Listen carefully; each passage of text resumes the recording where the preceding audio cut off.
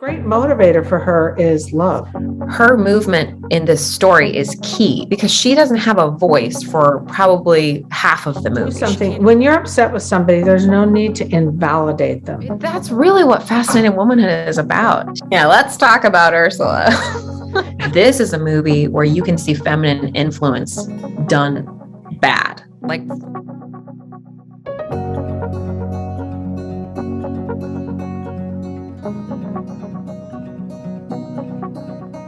hello, everyone. Welcome back to the Fascinating Womanhood channel, where we talk about everything that has to do with developing femininity and building strong, long-lasting, loving relationships. I am Cherry Lynn, and I am here with my mom, Dixie Andelin Forsyth. Hi. Hi. So welcome back to another episode of our Disney Princess series. We've done several of these Disney Princess reviews, and we wanted to do a couple more just to keep the series going. Today we're doing The Little Mermaid. So we are excited to do The Little Mermaid because it is very different from some of the other videos that we've done on Disney princesses, specifically because a lot of the successful things are also the not so successful things. What we do in our videos is we point out the successful Fascinating Womanhood principles that are shown, and then we point out some of the cringe moments. But in this one, we're doing it a little bit differently. We're doing the successful principles and then the least successful principles, because some of them kind of conflict with each other. Like, we see really good examples of femininity, and then we see really bad examples of femininity. So we're going to talk about all of that today. Another thing that's really, really important about this video today is we're actually talking about a female villain. The worst Disney villains are females, which I think is interesting. And pondering it over the years, I believe that the reason Disney chose women for his worst villains is because when a woman is bad, it's really bad. It's so unlike our natural character. Yeah, I think especially with Ursula, what's so special about this video and doing this video today, and I'm really glad we have this opportunity to talk about this, is Ursula is so deeply evil. Like, Entangled, that stepmother was really evil, but Ursula is way worse. And we're going to talk about all that today. But I think it's just interesting to see the influence that this evil woman has on so many people. It's just really, really fascinating to me to see the juxtaposition of the feminine and the evil feminine. So that's what's really special about this video today. So before we get into all of that, let's get into the successful Fascinating Womanhood principles that are shown in the movie. Is feminine movement, so her body language is what we're speaking to, and then we have character and girlishness. So those are the successful things we've seen. So starting with feminine movement, and I've noticed all the Disney princesses are very feminine in their movement. We've checked some of them. I haven't checked this one if the writers were men, but yes, they were. Not the writers, the people that designed the animators. The animators. Okay, yeah, they deliberately make their movements are all really feminine. You can watch them and learn from their movements what is appealing. I think we probably will talk the majority of the time with Ariel about how she moves, because her movement in this story is key, because she doesn't have a voice for probably half of the movie. She can't even speak. So her movement is really important to watch. And if you're watching this with your kids, or you've seen it before, you probably more than likely didn't notice those things because you're not looking for them. But if you actually watch it and notice, there are so many scenes where she so delicately glides around. And I know she's swimming, and fish are just delicate, but there's something really lovely about the way they animated her hands when she's swimming, the way she kind of swings her hips, even though she doesn't really have hips. She's a fish. There's a scene where she falls to the floor when she's singing Part of Your World, and she drops to the floor. I just find that scene so mesmerizing, the way she moves in that whole song. There's a lot of other scenes where she swims and she's just looks so delicate and beautiful. Even when she's kind of being hard-headed, she's still got some really beautiful body language. She does. And when she loses her voice, as you see in the story, she has to depend on body language a lot to communicate, because she doesn't have words. When she loses her voice, she has to depend on her body language to attract the prince. Actually, the whole entire day where Eric takes her on her first date, and her body language, she can't talk to him. She can't say anything. So you can just see her. There's scenes where she puts her head down and she looks up at him. She just looks so delicate, and she kind of has this flirtatious thing that she's doing with her eyes. Yeah, her eyes are real Yeah, she didn't do that earlier in the film quite as much. She really develops the skill when she can't speak. And I think there's something kind of lovely about that message that she wasn't able to speak, but it kind of made her even more powerful in some ways and more attractive because speaking wasn't something that she was necessarily as good with when you're talking about femininity. In the beginning, they show her as quite immature. Oh, the concert! Oh my gosh, my father's gonna kill me! And through the experience that she has, she matures. And she is kind of, because she really likes this prince, she's forced to kind of learn some other things. And it became an alternative skill for her. And at the end of it, when she does get her voice back, she's a little bit, you can tell she's matured. I love you, Daddy.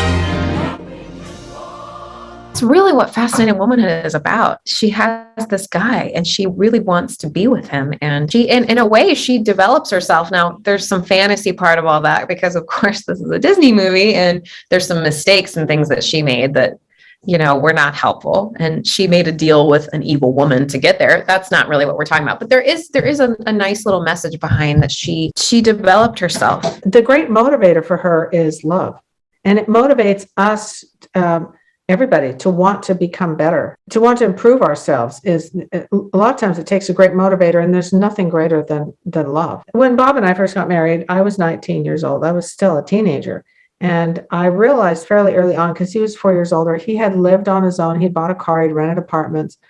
And I realized that I was still not finished growing up. And I needed to pull myself up by my own bootstraps, so to speak. And I thought he deserves a mature person.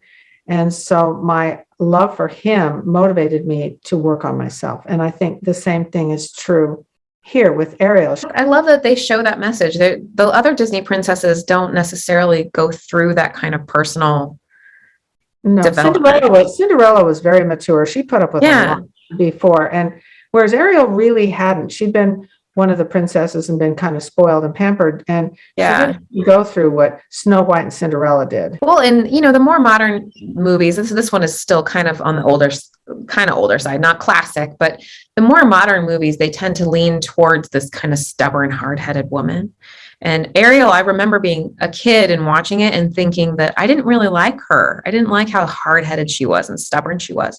But I actually did like her later in the movie. And I never really identified that she was more lovable in my eyes when she couldn't speak, which is so kind of interesting. I never realized that until I watched it for this video, for this project that we're doing. So there's a scene where she's upset, that scene where he blows everything up in her little.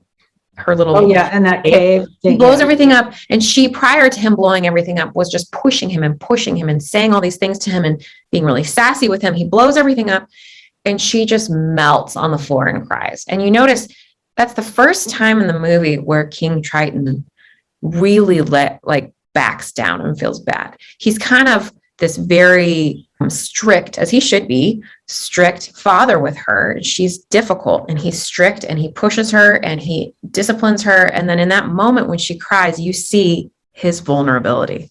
Mm-hmm. And I just thought that I put that under the movement one just because the way she does it, the way she kind of just gives up and it just falls apart, that had more influence over him than what she was trying to force him to understand. Yeah, and she wasn't doing it to manipulate him. She really kind of gave it. It's a metaphor for us as women when we can sometimes let go a little bit. It's almost like that restraint piece. Just let go. And sometimes that actually alleviates some of the tension. Right. The next one is character. There wasn't a ton of notes on character other than feel free to jump in of anything that you saw for her character. But I honestly, it was kind of a torn thing for me because I also thought her character was one of her least kind of successful qualities. But her self-esteem, I was impressed with. I'm always impressed when Disney princesses are confident and are a good example to little girls of having good self-esteem. She obviously stood up for herself, perhaps maybe a little bit too harshly, but she stood up for herself and she had goals and dreams. And I think that's great. I think it's great to have those things and to Be confident in the things that you want. They show that she's pretty young and not a lot of experience in her life. And when she Yeah. has it, she does the right thing. And she's really good, like all the Disney princesses, to other people around her. She cares for people, well, creatures. There's some scenes where she's very sarcastic, and we'll get into that in a little bit. But with character, I think it's just a short little snippet about, you know, her self-esteem, her confidence. You mentioned some of her kindness towards others, and that's great. And then the last one for successful, fascinating womanhood principles is girlishness. Now, this is really more later in the movie, mid to later, because she really doesn't show a lot of girlish qualities in the beginning when she has her voice. It's so funny how that works. You think, oh, no, she's better when she can't speak. Better when she can't talk. Just kind of a metaphor for some of us. Yeah. She's really playful on her date with Eric when he allows her to take the reins of the horse, and she kind of scares him a little bit, but she lets go, and she literally is just so genuinely excited to be with him, and he adores her for that. He's real picky about women. You see in the beginning, he's like, I don't want that girl. I don't want to marry that girl. You know, he's real picky. And there's something kind of sweet about how he goes on this date with her, and she can't talk, and that kind of is hard, but she acts like she's having just genuinely so much fun being around him. And she puts her head upside down to see the carriage and see the horse. And he's just like, what is going on with this girl? How and she you acts. realize that Eric, from his perspective, he didn't know she was a mermaid. He didn't know that she was He's like, what's wrong with this girl? It's just a girl that couldn't speak. He didn't know anything about it. And she was kind of strange, but he was okay with how strange she was because she was really girly and it was cute to him. He saw it as cute. And I think the audience sees it as cute too. So there's also a scene where she's brushing her hair and she is just so happy. It's just girlish joy. It's so cute. Have you noticed that Disney princesses all have kind of amazing hair? But most of the princesses, you just kind of mesmerized by their hair. Okay, and then there's one more scene with girlishness that I think is so sweet, and it's almost like shows that she has grown significantly in the movie because she's all about like these snappy comebacks. Why don't you tell my father?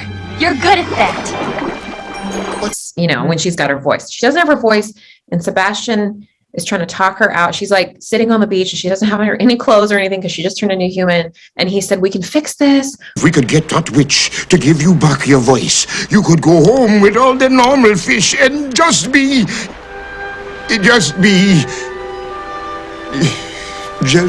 miserable for the rest of your life. She just looks at him and she can't say anything. And instead of saying something snarky to Sebastian, just sits there, she doesn't say anything, and she just looks sad. And he, instead of fighting her, he actually wants to help her. And then he ends up helping her. And I just think that's a cute little scene of girlishness and what it can be and what it can do. And she didn't do it to manipulate him. She just was genuinely so disappointed. Well, that was girlishness with body movements, just without her voice. I thought that scene was just such a great metaphor for we don't always have to say things. And we don't always have to come up with something to say. A lot of ladies say, I can't come up with something to say, or I'm not sure what to say to my guy during this. Sometimes you can say a lot with just your expressions. And okay, that's all of the positives. Okay, Ursula. Yeah, let's talk about Ursula. I know she's evil, but what specifically is so contrasting to Fascinating Womanhood? Well, she wants to take people's souls. She isn't just trying to get power. She's trying to suck the heart out of people, and she collects them. It's really creepy. It's really deep and dark if you really think about it that way. Like there's no other Disney villain, I think, that really goes that deep and dark. But I think with Fascinating Womanhood, we talk all the time about feminine influence and how powerful it is. This is a movie where you can see feminine influence done bad, like for the bad, meaning she did it successfully, but for bad intentions. And that is really interesting to watch. The amount of influence she has on the King Triton, on Sebastian and Flounder and Ariel and Eric, all of those people, she has influence over all of them, almost to the point where they all kind of change who they are deep down. Like, for example, Ariel, she actually influences Ariel, who's so strong and so determined, such strong self-esteem. She actually somehow influences her she crushes her. And she didn't even physically assault her. She crushes her self-esteem. She takes her soul, like you said, literally takes her soul. Well, and she's totally unredeemable. She's not redeemable. She's just totally dark. And if it was a real story, which it isn't, you'd think King Triton could do something about her because she was so awful and he was the king, but that isn't how this works. Well, she even gentles King Triton, who is a very strong, masculine type Huge. character. Huge. So giant. But he's a very masculine man, and she kind of softens him in a bad way. She kind of turns him into part of her collection of souls. Your Majesty. Daddy? At last. No. It's mine. Her feminine power for the bad is actually just takes over the whole movie. Maybe that's why your little girl Vivi doesn't really like this movie. Yeah, she doesn't like it. It was hard to watch. I don't know. She doesn't want to see it. What another thing I think is interesting about feminine influence with Ursula is that she gets to the point in the end of the movie where she's losing this thing, and she's going to lose this bet, and she has to turn herself into this beautiful woman to be even more powerful. What do you think about that? Why couldn't she have just? Yeah, why didn't she stay beautiful? I don't know. Because it's not the real her. It's showing the power of the feminine, even the physical feminine, as well as the other power that she has, which is the power of evil. I know she's supposed to be beautiful to catch Eric, but I just think she could have done so many other things to break them up. But she decided the most powerful thing of all would be this beautiful woman who is evil to break them up. She could have done all kinds of things. She had so many powers. She probably just could have had him murdered. She could have done so many things to cheat, but she did that. And I think that's also such an ironic part in the movie, that this beautiful woman is even more powerful and even more evil with this influence that she has over him. In the real world, there are beautiful women who use that for evil. The next part for just not successful things, we said character was successful for Ariel, but we also had some character notes that were not so successful. Just her disrespect for the men around her. And I know that Sebastian isn't a man, he's a crab. And Flounder is a fish, but she was disrespectful to all the men around her. I mean, until she got particularly the king. So terrible. That scene where she said, I'm 16 years old. I'm not a child. Don't you take that tone of voice with me, young lady. she just is showing this example of ungrateful, spoiled girl. And I know she's young, but some of the other Disney princesses were young and they didn't act like that. She specifically was hard-headed. Well, her other sisters didn't act like that either. True. She did. And she kind of had to learn some lessons from it too. She had to lose some of those things before she realized how valuable they were, but we don't have to. Yeah. There's also a scene, I just can't stand this scene when she says, Why don't you go tell my father? You're good at that. I don't like that sarcasm that she gives to Sebastian, who is mostly just a really kind person in the kingdom, crab in the kingdom. He was assigned by the king to watch out for her. It's not like he wanted to. There's never a point in the movie where Sebastian is awful. He's always trying to help. He's always trying to protect her. And she just is not kind to him. She doesn't need to be sarcastic. She doesn't need to say, you go tell my father, you're good at that. That's not what we're about. She's in a position with Disney where, she's a princess and little girls are looking up to her. And I just don't love that they had her talking like that. It's just not my favorite. No. There's also a scene where she says to Flounder, Flounder, don't be such a guppy. Fascinating womanhood is for everyone, not just romantic. When you're upset with somebody, there's no need to invalidate them because everybody makes mistakes. I do, you do, everybody does. So why invalidate someone for their mistake that's different than your own? It's not charming. It doesn't help your relationship and it hurts them. Early on, she took everyone for granted. yeah, There were people trying to help her, or creatures, whatever, trying to help her in her life. Eric is the only one that she didn't because she was not attainable to her at that time. yeah. And then the last one for her just kind of being rude with her character is when she says to her dad, If you would just listen. Not another word! this part is just so key for a lot of women in relationships because we tend to say things like that when we're frustrated with our men, we're frustrated with our husbands, we're not on the same page, we're not understanding each other. And we try to say, you need to listen. Well, that scene, he was listening to her. He was the father, the king was listening to her. He wasn't agreeing. He wasn't listening to him. It goes both ways. We have to listen to them. They listen to us. And because we're women and because we're studying and practicing fascinating women, we can choose to say, I'll get my point in later.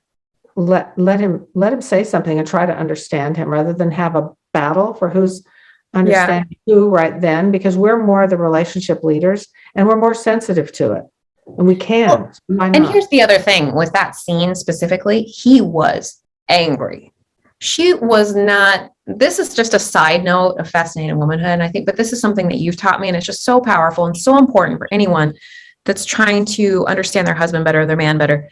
If he's upset like that king was in that scene, Mhm. he's not gonna have reason with you at that moment. He's not really capable of this like great kind of repairing moment. He was trying to accomplish this task of, she's not allowed to go to the surface anymore. She's going to get killed. He was very scared. He was fearful that her life was in danger, and trying to talk reason into him was just bad timing.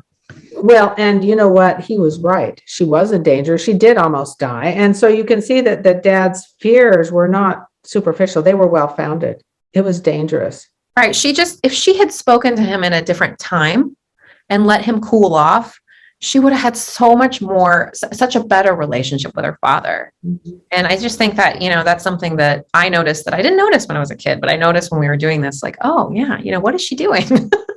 He's not going to listen to her right now. No, he's not going to listen to her. It's hard because it's not a romantic relationship, and we're always talking about romantic relationships, but honestly, there really aren't that many scenes with her and Eric where she can speak. So we can't really discuss anything other than her body language and how she reacts to things. And Fascinating Womanhood is for all your relationships, not just the romantic ones. Yeah, true. For your Wow. brothers, for your cousins, for your coworkers, for everybody, including the person you're romantically involved with or interested in. Everyone. Yeah. What I love about the end of The Little Mermaid is the repair that she has with her father. And there's a scene where she waves goodbye to him, and it's a really sweet scene, how she's grown and she's made that kind of personal leap by saying goodbye to him in that way. She could have easily been a little bit resentful and said, I told you so, or something like that, and left. And you can tell that she genuinely changed towards the end of the movie, or at the end of the movie. And she didn't hold a grudge. Some people hold grudges. So you hurt me back in whatever, and I'm not forgiving that. No, I thought these points were really well covered. She was recapping. She was kind of immature in the beginning, but she was only 16, and she learned the hard way a lot of lessons that helped her in her life. And she was actually really feminine in her nature. She wasn't really bad. She wasn't trying to cause any harm. She was just immature. Well, and a lot of the Disney princesses were young, but Very they weren't quite as immature as her. So she stood out to me as like the more, I know it's probably hard to hear some of these notes if you were a huge fan of The Little Mermaid. I know she's a really popular princess. I know a lot of people love The Little Mermaid, and I think that's great. But I think the only reason why some of our notes are a little bit harder is just because of that. It's really about the immaturity. And there's a lot to be said about femininity and maturity. We're trying to learn from this. We're using Disney princesses to show you examples of femininity, what is effective, what is good, and what isn't so good, and what doesn't work very well. All right. Well, thank you everyone for tuning in this week with us for our Disney Princess series. I hope you enjoyed it. And if we missed anything, we'd love to hear what you have to say. Are there any moments that you loved in the movie that we forgot about? Or is there any other moments where you felt like there were some cringy things happening that we forgot to touch on? Let us know down below. All the places you can find us are attached to this video. All of the places you can buy Dixie's books are also attached to this video. Be sure and check those out and hit like and subscribe so you can help our channel grow. And we're here every week, so we will see you next time. Bye. Bye.